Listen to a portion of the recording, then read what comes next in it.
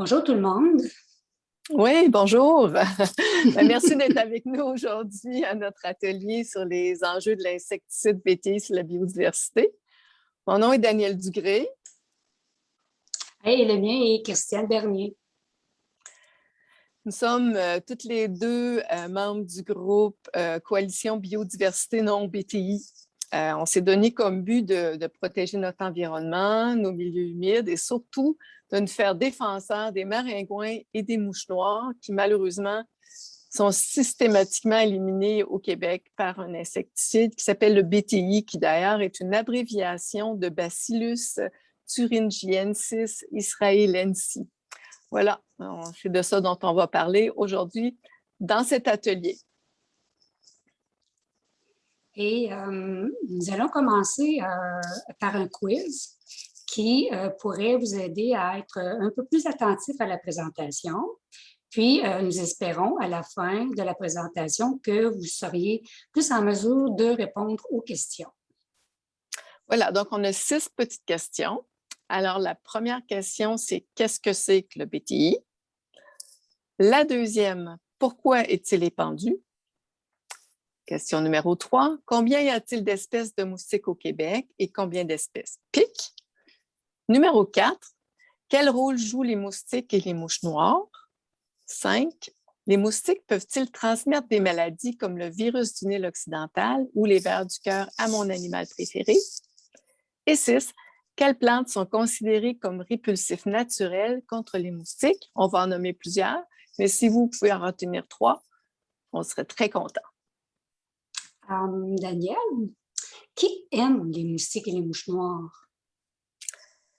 Oui, ben il n'y a pas beaucoup de monde, en fait, qui les aime. Et puis nous, on n'a jamais pensé qu'un jour, on deviendrait les amis des insectes piqueurs parce que ça pique, ça nous empêche de dormir, ça gâche le party de la Saint-Jean.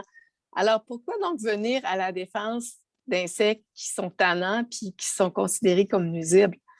Ben, certains nous disent qu'on est un petit peu fou et qu'il y aurait peut-être d'autres problèmes plus importants dans la vie, mais est-ce qu'on est vraiment devenu fou? On les a longtemps détestés et on les déteste encore, mais quand on apprend qu'ils sont tués systématiquement, même s'ils jouent des rôles très importants dans les écosystèmes, ben, nous, on a choisi de façon très lucide de leur venir en aide.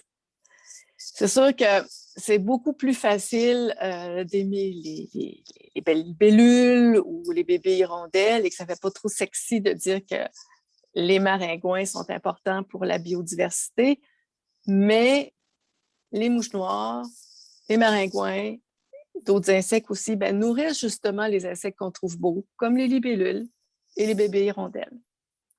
Donc, les insectes sont très importants, mais si on en parle autant, c'est probablement qu'ils ont un problème. Oui, les insectes au Québec qui nourrissent beaucoup d'autres animaux subissent une grosse pression due, entre autres, les pesticides agricoles, le développement urbain, la déforestation et finalement les changements climatiques. Et tout ça, mis ensemble, c'est catastrophique pour les insectes. Dans le monde entier, les insectes sont en déclin environ de 30 Et c'est pire dans certaines régions du monde, comme en Allemagne, où la masse d'insectes volants a reculé de 76 en seulement 30 ans. D'autres régions, comme à Porto Rico, seulement que là, à Porto Rico, ils ont trouvé, selon la revue Québec Science, en 50 ans seulement, la biomasse d'insectes avait diminué de 90 Oui, c'est immense. Mais ça change justement que les insectes sont en déclin de façon générale, ce qui n'est pas exagéré ou voire même scandaleux d'utiliser un insecticide comme le BTI pour les chasser, les tuer. Oui. Malgré ce déclin catastrophique des insectes, on persiste à vouloir éliminer les maringouins et les mouches noires au Québec avec le BTI. Au Québec, entre autres, on compte puis pour pas grand-chose finalement. Le BTI va détruire beaucoup pour arriver à un petit résultat parce qu'au Québec, on compte environ 60 espèces de moustiques et environ 72 espèces de mouches noires. Et j'ai fait un petit calcul. Sur les 60 espèces de moustiques, seules 7 ou 8 piquent. Et de plus, seules les femelles piquent. Alors de se servir d'un insecticide comme le BTI, c'est comme se servir d'un canon pour tirer une mouche. Si on dit que, mettons, 8 espèces sur 60 piquent et on met ça en pourcentage, on arrive à 13%. Et si on dit, exemple, que femelle, mâle représente environ 50-50, alors on vient diviser le 13% en deux, on arrive environ à 6% des insectes qui piquent, alors que le BTI vient détruire 100% des larves de moustiques et de mouches noires dans un plan d'eau pour seulement 6%. Justement, tu parles des plans d'eau. Est-ce que tu sais c'est où exactement puis c'est quand qu'on épand le BTI? Oui. Dès la fonte des neiges, on commence à asperger et on termine à la fin septembre. Le BTI est pulvérisé sur le bord des lacs, dans les cours d'eau, dans les milieux humides, sous forme de liquide et granulaire. La forme liquide est pulvérisée de façon terrestre et la forme granulaire de façon aérienne. Et Daniel, est-ce que tu sais comment fonctionne cette bactérie?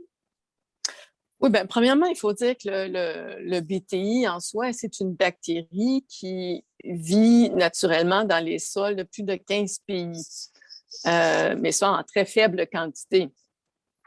Au Québec, bien que le BTI n'a pas été répertorié officiellement jusqu'à aujourd'hui, on croit quand même qu'il constitue une partie de la flore microbienne normale. Depuis sa découverte en Israël dans les années 70, de là son nom aussi, on reproduit cette bactérie en laboratoire pour lutter donc pour en faire un liquide, pour en faire des produits ou des granules pour lutter contre les moustiques et les mouches noires. Alors, la bactérie BTI, qui est dans ces produits-là, elle sécrète une protéine cristallisée. Puis lorsque les larves de moustiques et de mouches noires se nourrissent dans les marais et dans les autres milieux humides, elles absorbent ces cristaux qui se dissolvent et se transforment en molécules toxiques qui finissent par perforer leur tube digestif. Donc, les larves cessent alors de s'alimenter puis ils meurent au bout de quelques jours. Puis après la mort des larves, les bactéries sont libérées dans l'environnement aquatique et forment de nouveaux spores, de nouvelles spores, jusqu'à ces dernières rencontres de nouveaux hôtes, comme des poissons, par exemple. Mm-hmm. Fait que, voilà, c'est comme ça que ça fonctionne au Québec. On peut se poser la question, est-ce que c'est nouveau? Parce qu'on n'en a pas souvent entendu parler ou peut-être même jamais entendu parler. Donc, est-ce que c'est quelque chose de nouveau d'utiliser ce herbicide-là? Oui, pendant des années, le dossier de l'insecticide BTI a effectivement passé sous silence dans plusieurs municipalités qui arrosent avec cet insecticide, et ce depuis une quarantaine d'années, sans que les citoyens soient même mis au courant. Cela fait maintenant 3 ans que nous, on mettons beaucoup d'efforts et d'énergie pour informer et sensibiliser la population sur le BTI et ses impacts. Mais avant de parler plus en détail du BTI, pourquoi on fait ça au Québec? Est-ce que tu sais, Dani? Dans notre province, il y a plusieurs municipalités qui ont choisi cet insecticide pour tenter de réduire les populations de moustiques et de mouches noires. Et ce, il faut le dire, c'est que pour des raisons de confort. C'est une question d'éviter de se faire piquer et non pour une raison de transmission de maladie. Au Québec, il n'y a absolument aucune raison sanitaire de le faire. Mais bon, OK, j'avoue moi aussi que c'est pas le fun de se faire piquer. Puis donc, est-ce que c'est si égoïste que ça, de vouloir être dehors sans se faire piquer, justement?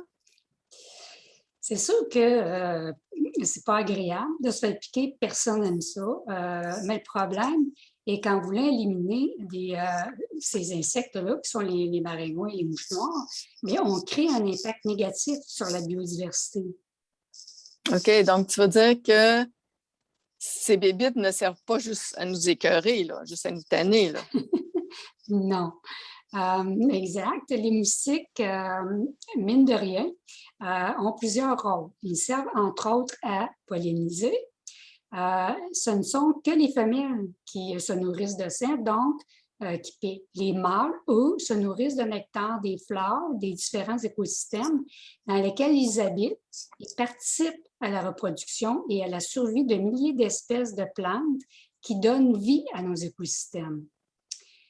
Ils servent aussi à nourrir d'autres espèces. Les moustiques jouent un rôle important dans la chaîne alimentaire et en maintenant l'équilibre des réseaux trophiques, qu'on appelle communément la chaîne alimentaire, des espèces animales. Ils servent de nourriture aux vertébrés comme aux invertébrés, par exemple.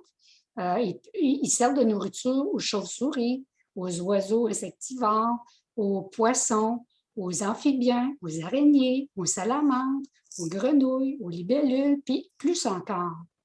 Il ne faut pas oublier non plus qu'ils servent à décomposer les matières organiques parce que durant le cycle de vie d'un moustique, ces insectes passent par 4 stades de développement. L'œuf, la larve, nymphe et adulte, dans cet ordre.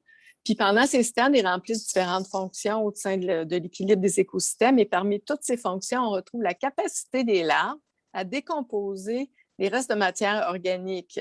Ils se nourrissent de feuilles en décomposition, de déchets organiques, de micro-organismes. Bref, on peut vraiment dire qu'ils font le ménage dans les eaux stagnantes.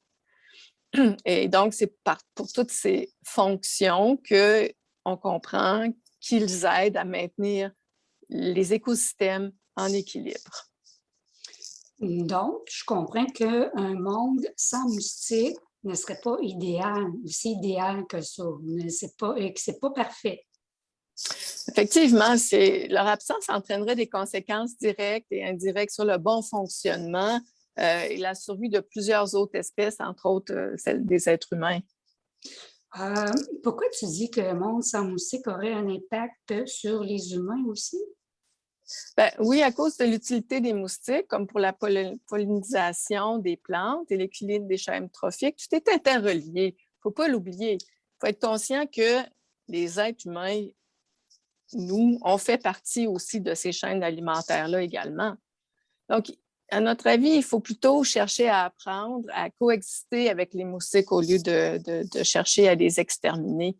C'est pourquoi il vaut mieux miser sur l'utilisation de répulsifs naturels qui nous protègent des piqûres puis des transmissions de maladies. Puis si nous arrivons à cohabiter avec eux, ils pourront continuer à remplir leurs fonctions écologiques essentielles au bien-être des écosystèmes. Puis là, on s'est concentré beaucoup sur les moustiques, là, mais Christiane, les mouches noires aussi, ils ont un rôle. C'est quoi leur rôle? Oui, tout comme les moustiques, elles font aussi partie du régime alimentaire de plusieurs oiseaux, amphibiens et d'autres animaux. Les mouches noires constituent la principale source alimentaire de nombreux poissons d'eau claire, comme les truites, car on retrouve les larves de mouches noires dans les ruisseaux et les rivières. Ce qu'il faut savoir aussi, c'est que les larves de moustiques sont les femelles vont pondre leurs larves dans de l'eau stagnante, alors que les mouches noires, les femelles vont pondre leurs œufs dans des courants d'eau ou dans des rivières ou dans des ruisseaux, dans de l'eau plus claire. Et heureusement, lorsqu'au stade terrestre, on les voit que pour une courte période, ce qui soit à la fin du printemps et au début de l'été. Bon, revenons au Québec. On tue systématiquement les moustiques et les mouches noires. C'est bien, ça? Oh oui, c'est bien ça. Écoute, dans environ 103 municipalités, c'est du moins le chiffre que nous avons nous-mêmes réussi à obtenir en faisant des demandes d'accès à l'information au niveau du gouvernement. On pratique ce qu'on appelle en général le contrôle biologique des insectes piqueurs. On peut pratiquement dire qu'à partir du sud de Montréal jusqu'en Abitibi, passant par l'Outaouais, il y a vraiment des grosses municipalités. Là. On parle, par exemple, de Longueuil, Blainville, Tremblant, Laval. Dans ces régions-là, la majorité des milieux humides sont traités. Il faut dire, par contre, qu'il y a de plus en plus de municipalités ou de concitoyens lorsqu'ils sont bien informés de l'impact du BTI sur la biodiversité, ben, ils abandonnent cette pratique ou demandent qu'on l'abandonne. Comme ça a été le cas à Labelle, où on a fait donc l'application ou l'épandage de BTI pendant 3 ans. Puis cette année, les citoyens, lors d'un sondage, ont dit non, on n'en veut plus. Bon, c'est bien. Est-ce que le BTI, est-ce que tu sais si le BTI tue seulement les moustiques et les mouches noires? Non, alors, ça tue pas juste les moustiques et les mouches noires, et effectivement, c'est ça qui est problématique avec le BTI, parce qu'il y a des impacts sur d'autres espèces non ciblées, comme les chironomes, qui sont aussi appelés les vers de vase, quand ils sont au stade larvaire. Et les chironomes sont encore beaucoup plus nombreux dans nos milieux humides que les moustiques et les mouches noires, et ils se trouvent à la base de la chaîne alimentaire. Puis en plus, ils ne piquent pas. Ils ne nuisent à personne et ils sont de la nourriture pour de nombreuses autres espèces. D'ailleurs, on trouve entre autres d'énormes quantités de chironomes dans l'estomac de nos truites mouchetées. Donc, le BTI n'est pas si sélectif que ça, même si c'est ce qu'on prétend. Il produit des effets collatéraux sur d'autres espèces. Alors ça, c'est un des messages les plus importants à retenir. On peut voir sur les 2 photos qu'on voit à l'écran, à la gauche, c'est les chironomes qui sont au stade larvaire, que les pêcheurs appellent communément des vers de vase, qui servent de nourriture à beaucoup de poissons. Et sur la photo de droite, on voit les chironomes au stade adulte. Et on peut les distinguer assez facilement pour quelqu'un qui a des bons yeux, là, parce que c'est très petit. Qui ressemblent énormément aux moustiques, sauf qu'ils n'ont pas de dents pour piquer. Et ils ont 2 petites antennes à l'avant avec des poils tout touffus au bout sur leurs petites antennes. Quelqu'un qui... Moi, depuis que j'ai découvert c'était quoi des chironomes, je passe mon été à aller chercher. J'en trouve de temps en temps. Oui.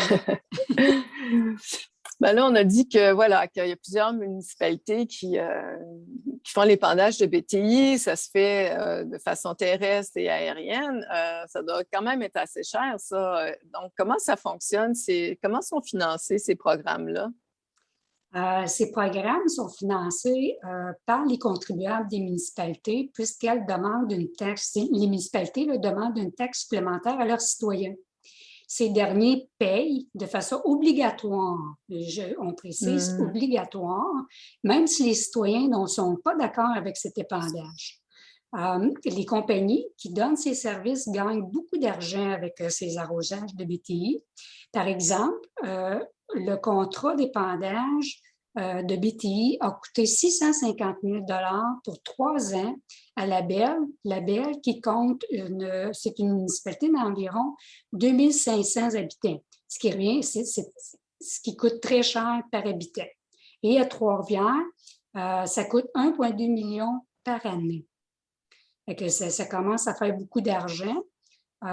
Et sur la photo, sur les 2 images qu'on voit à l'écran, c'est Trois-Rivières. En fait, et du côté gauche, la partie grise, c'est les endroits où il y a un potentiel d'épandage de BTI. Et sur l'image du côté droit, c'est un potentiel d'épandage aérien. Mm-hmm. Non, ça fait quand même beaucoup, hein? Oui, oui. Puis, oui, c'est ça. Ça ne fait pas l'affaire de tout le monde dans la municipalité. En plus, on entend souvent dire que c'est pas grave, c'est un insecticide biologique. Le BTI, est-il vraiment biologique, d'après toi, Daniel? Non, pas du tout. C'est le mot biologique ici, c'est en fait un adjectif pour qualifier le fait qu'il y a une bactérie dans l'insecticide, mais c'est pas du tout certifié bio comme le bio dans l'agriculture biologique. Ça n'a rien à voir avec cette certification-là. Les 3 principaux produits de BTI utilisés au Québec, on les voit ici dans notre petit tableau, là, c'est le Vectolec, Vectobac, il y a 2 sortes de Vectobac. Ils comptent en moyenne 90 d'adjuvants. Les adjuvants sont des ajouts de toutes sortes. Et la composition de ces adjuvants est protégée par le secret industriel, ce qui fait que même les scientifiques sont incapables de savoir ce qu'il y a exactement dans les produits, ce qui est très, très, très questionnable. En plus, peut-être, là, on ne sait pas trop, mais qu'en est-il de la résistance? Est-ce qu'il pourrait développer une résistance aussi avec le temps, comme on l'a vu avec d'autres produits chimiques? Le chercheur, il y a un chercheur français qui s'appelle Guillaume Tétrault qui, lui, dans sa thèse sur le BTI, a prouvé que la bactérie ne crée pas de résistance avec le temps, comme c'était le cas dans les années 80 avec l'insecticide, avec les insecticides chimiques.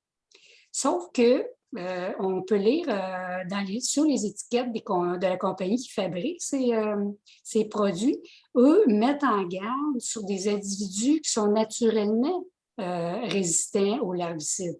Parce qu'il faut comprendre que, ben, comme on disait tantôt, il y a 60 espèces de moustiques au Québec, 60 espèces, et un produit de BTI peut s'attaquer à quelques espèces en particulier.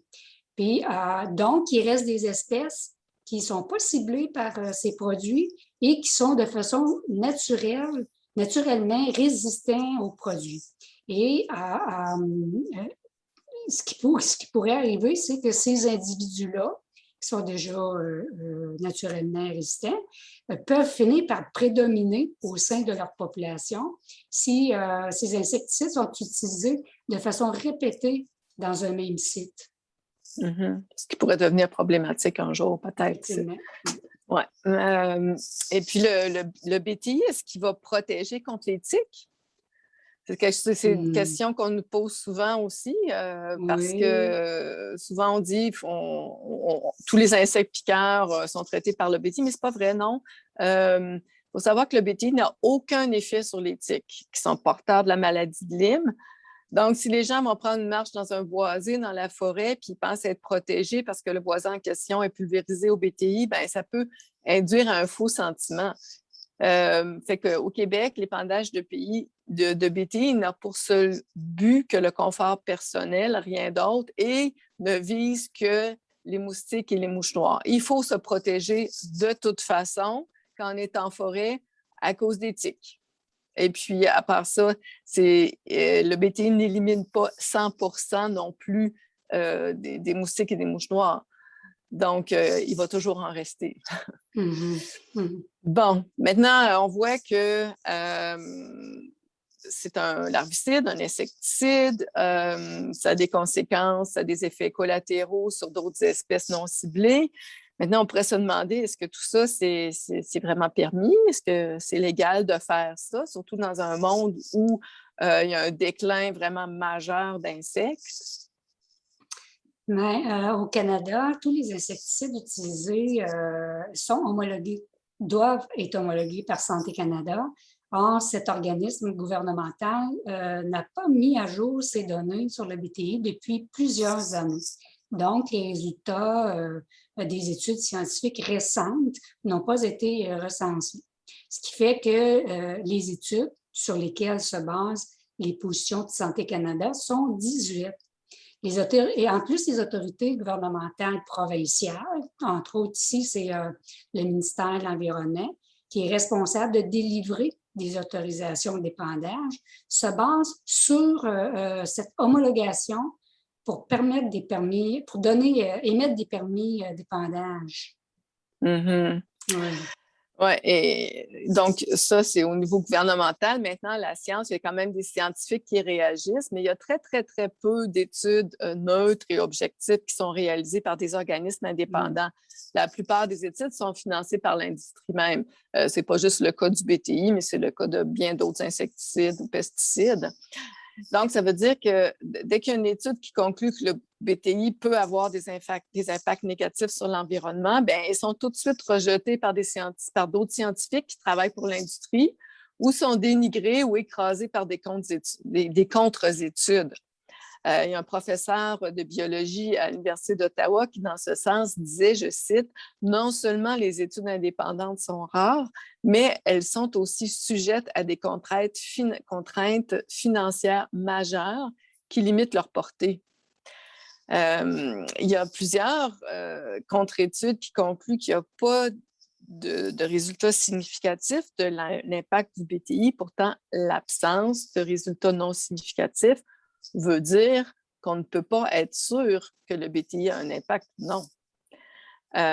Au Québec, il y a des scientifiques qui commencent à s'intéresser à ce sujet, comme Valérie Langlois de l'Institut national de recherche scientifique. Il y a un professeur aussi qui s'appelle Marc Bellil à l'Université de Sherbrooke. En France, il y a une Québécoise d'origine d'ailleurs qui s'appelle Brigitte Poulain, qui se consacre depuis plusieurs années à l'étude du BTI, de ses impacts sur les hirondelles en Camargue. Et puis en Allemagne, il y a un professeur qui s'appelle Carsten Brühl de l'Université de Landau, qui étudie aussi le BTI, ses impacts sur les amphibiens cette fois-ci, qui arrive aux conclusions que ce larvicide produit un stress oxydatif qui, avec les années, pourrait avoir des résultats très, très, très néfastes. Oui. Voilà. Cependant, il faut penser que, bon, on entend parler aussi que les moustiques, comme dans d'autres pays du monde, ils sont porteurs de maladies dangereuses comme le virus du Nil occidental, le VNO. Qu'en est-il au Québec? Mais il faut être conscient qu'au Québec, les moustiques ne transmettent pas de maladies graves comme en Afrique, par exemple, et d'autres pays comme le paludisme ou le Zika, où là-bas, ça fait rage. Puis, il y a très peu de cas de conséquences majeures de virus du Nil occidental au Québec.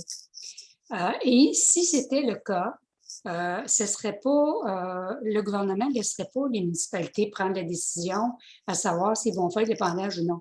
Si c'était vraiment le cas qu'il y aurait un problème de santé publique par rapport à les moustiques et les maladies, le ministère de la Santé aurait pris tout ça en main et ferait elle-même l'épandage du BTI.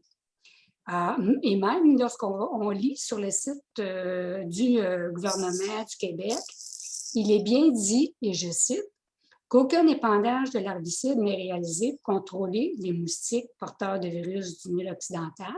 Cette décision s'appuie sur le fait qu'il n'existe pas de preuve formelle de l'efficacité des herbicides utilisés seuls pour prévenir les infections humaines par le virus du Nil occidental.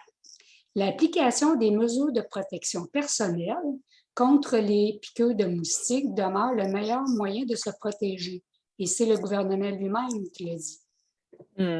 Sinon, ce serait un cas de, comme je disais, un cas de santé publique et ce serait le ministère de la Santé et des Services sociaux qui s'en mêlerait et qui ferait eux-mêmes l'épandage, comme on voit en ce moment avec la COVID.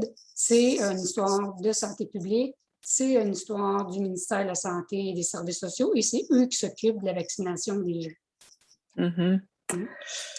Puis, qu'en est-il maintenant des animaux? Parce que nous, on apprend que le plus important, donc, c'est de se protéger, mais les animaux, nos animaux domestiques, eux autres, est-ce que les moustiques peuvent les piquer aussi puis leur transmettre des maladies? Oui, effectivement. Il est vrai que les moustiques peuvent transmettre la maladie. En fait, c'est les vers du corps. Et il y a quelques animaux, comme des chevaux, qui pourraient attraper le virus du Nil occidental. Par contre, ce qu'il faut savoir, c'est que le BTI n'élimine pas, comme on disait tantôt, là, qu'il n'élimine pas tous les moustiques. Il peut en rester environ 10 à 20 %. C'est alors que le BTI risque de créer un faux sentiment de sécurité. La médication contre les vers du corps peut souvent prévenir d'autres parasites tels que les vers intestinaux, les puces, les mites, les tiques. Puis, si ces maladies vous inquiètent, vous devriez quand même faire traiter votre animal domestique, même s'il y a un épandage de BTI dans votre région. Ouais. Fait que là, on commence à avoir fait le tour pas mal. Maintenant, on a vu que les permis étaient émis par le gouvernement de l'Environnement. Maintenant, que dit le ministère des Forêts, de la Faune et des Parcs sur le BTI? Bien, on est allé voir sur leur site, puis on a regardé, puis il y a un peu de contradiction entre les deux ministères, parce que dans un rapport du ministère des Forêts, de la Faune et des Parcs sur l'orientation relative au contrôle des insectes piqueurs, on peut lire les choses suivantes. De un, que le BTI peut avoir des répercussions sur le fonctionnement des réseaux trophiques, donc sur la chaîne alimentaire et des écosystèmes. De deux, que le lobbying, donc l'industrie, par différents acteurs influence la prise de décision. Ensuite, que la notion d'acceptabilité sociale est encore controversée, malheureusement, quand il s'agit d'apprécier le risque vectoriel et que les chironomes, donc non-piqueurs, constituent souvent les diptères les plus abondants des milieux humides et des milieux aquatiques et peuvent être réduits de 65 à 90 %. Donc, c'est le gouvernement même qui le dit. Ensuite, que les produits de BTI utilisés peuvent entraîner des impacts physiologiques sur les têtards, même à des concentrations qui n'ont pas d'impact mortel, et que l'application répétitive augmente l'impact. Et ce même ministère, lui aussi, il ne recommande pas qu'on tue les moustiques et les mouches noires, mais bien qu'on utilise des méthodes alternatives et économiques pour les municipalités, telles des pièges à moustiques, qui existent aussi. C'est nouveau aussi qu'on entende parler de pièges à moustiques. Et ça aussi, ça mériterait d'être étudié puis d'être testé à grande échelle au Québec, surtout là où on a un problème avec les moustiques éventuellement. Et le même ministère, il préconise aussi le principe de précaution, ce que nous aussi, on préconise. En résumé, le confort et l'industrie font de nos milieux humides et de sa faune. Qu'est-ce qu'on peut faire? Écoute, je pense qu'au départ, il est pertinent de se poser la question à savoir si notre confort, on parle quand même de quelques semaines, ça justifie la destruction d'une partie de notre environnement. Est-ce qu'il est éco-responsable de la part de nos municipalités de nous faire payer des millions pour participer au déclin des insectes et entraver de cette façon notre biodiversité? Non. Non.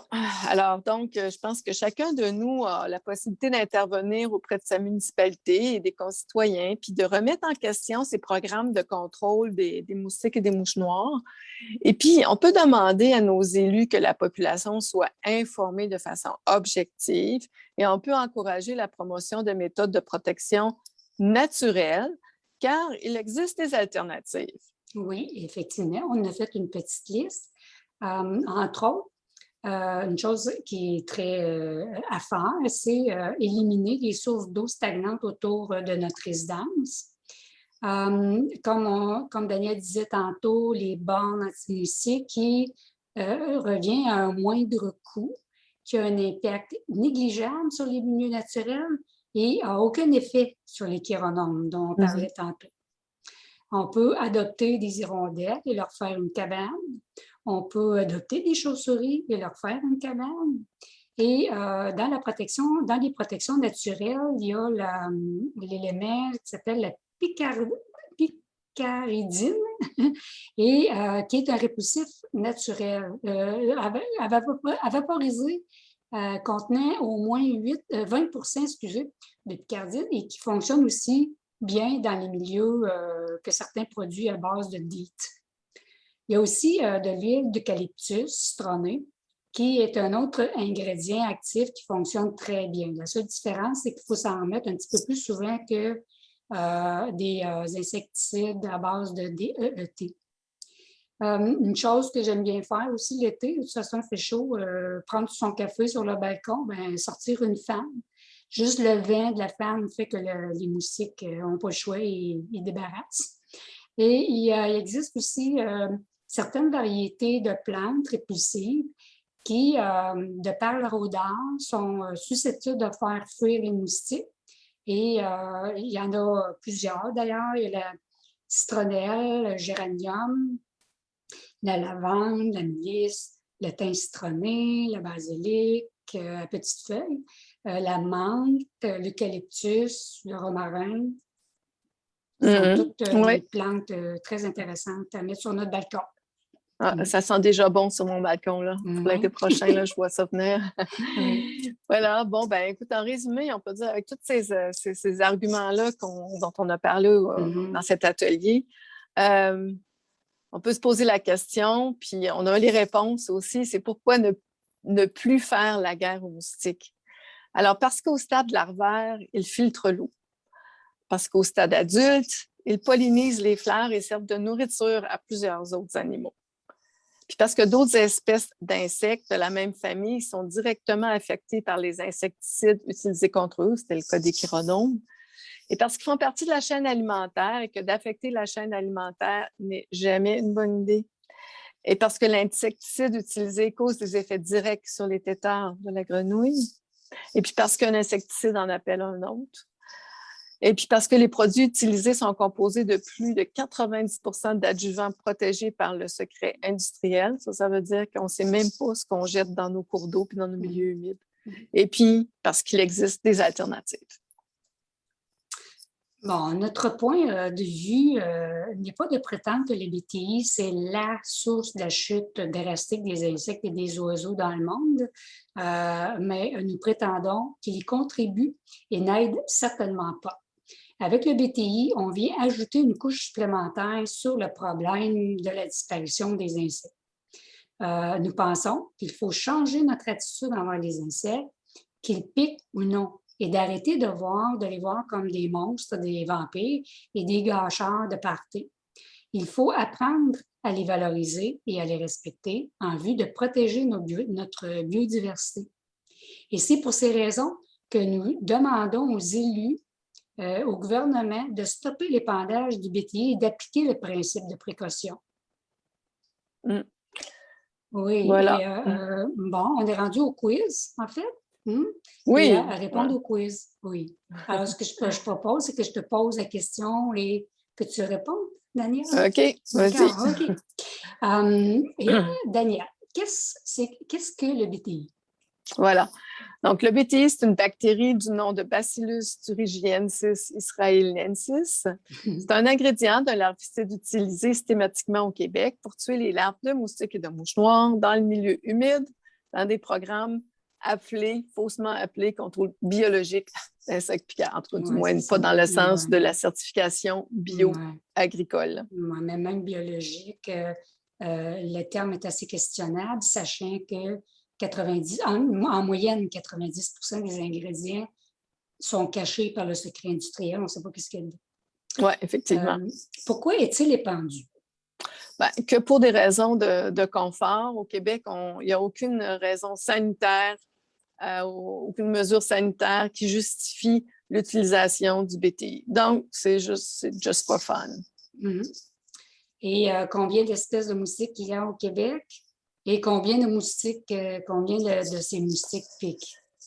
Bon, au Québec, on compte environ 60 espèces. Puis sur ces 60 espèces-là, seuls 7 ou 8 sont piqueurs. Et de plus, seules les femelles piquent. C'est vraiment sortir un canon pour tuer une mouche, comme je disais. Oui, absolument. Ouais. Quel rôle jouent les moustiques et les mouches noires? Ils servent à polliniser, à nourrir d'autres espèces et à décomposer les matières organiques. Qu'est-ce que les moustiques peuvent transmettre comme maladie? Est-ce que les moustiques peuvent transmettre des maladies comme le virus du Nil occidental ou les vers du corps à mon animal préféré? Oui, sauf que l'épandage du BTI ne garantit pas la protection de votre animal contre ces maladies. Donc, il faut quand même donner des médications à nos animaux domestiques parce qu'ils peuvent attraper surtout les vers du cœur. Oui, il y a les parasites intestinaux, les tiques, les puces. Tout un médicament, tous ces médicaments-là arrivent dans un médicament. Aussi, quelles plantes sont considérées comme répulsives naturelles contre les moustiques? Puis, dans la question, on voulait nommer en 3. Oui, on en a nommé quand même plusieurs. C'était la citronnelle, le géranium, la lavande, la mélisse, le thym citron, le basilic à petites feuilles, la menthe, l'eucalyptus et le romarin. Voilà, donc c'était un aperçu global sur le BTI et sur ses impacts dans les milieux humides, dans l'environnement qu'on vient de vous donner. On pourrait en parler très longtemps, puis on pourrait aller aussi plus en détail sur chacun de ces sujets-là. Alors, il y a plusieurs sources qui sont disponibles pour informer ceux qui s'intéressent sur le BTI. Premièrement, nous avons un site web qui est le www.nonobti, dans un mot, .org. Ensuite, il existe 2 pages sur Facebook. Il y en a une qui s'appelle « Les enjeux de l'insecticide BTI sur la biodiversité » et l'autre « Non au BTI, Jean Delabelle ». Ensuite, si vous voulez nous écrire pour nous donner vos commentaires, pour poser des questions, pour avoir de l'appui dans vos actions, ben, vous êtes les bienvenus à le faire. Donc, c'est contre le BTI, sans point et virgule. Donc, je répète, contre le BTI à commercial@gmail.com. Et d'ailleurs, dans notre site web, vous allez trouver une brochure.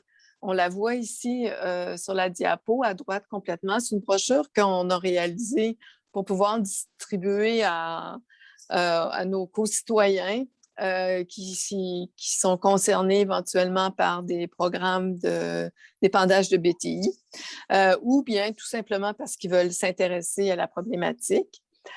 Et nous vous invitons aussi à visionner un excellent reportage qui a été fait par l'équipe de la Semaine verte de Radio-Canada, qu'on peut retrouver sur YouTube, qui s'appelle « Le BTI est-il un larvicide inoffensif? » Alors là, ils sont allés partout, ils sont même allés en France et en Allemagne pour interviewer des scientifiques. Ça vaut vraiment la peine de regarder ça.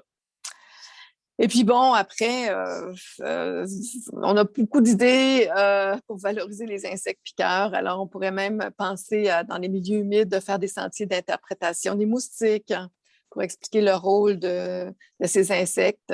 Ensuite, on peut donner des ateliers de sensibilisation dans les écoles lors de la Journée nationale des insectes, qui est le 8 juin, d'ailleurs, cette année au Canada. Fait que voilà, donc écoutez, le BTI, c'est un sujet qui ouvre, qui nous permet vraiment de nous questionner sur aussi notre responsabilité par rapport aux insectes puis aux milieux humides au Québec, et puis aussi sur comment nous, on veut, quelles sont nos visions par rapport à nos municipalités, qu'elles soient grandes ou petites, et dans quel milieu on veut vivre à l'avenir. Mm-hmm. Fait que voilà, malheureusement, là, c'est terminé. Merci à tous et à toutes pour votre participation. Et nous espérons que ce sujet piquant a su vous plaire. Et si jamais vous avez envie de nous contacter, n'hésitez pas à le faire à partir de notre page Facebook ou à partir de la page web. Mm-hmm. Mm-hmm. Alors, merci. Merci, Daniel. Merci, Daniel. Merci, Christiane.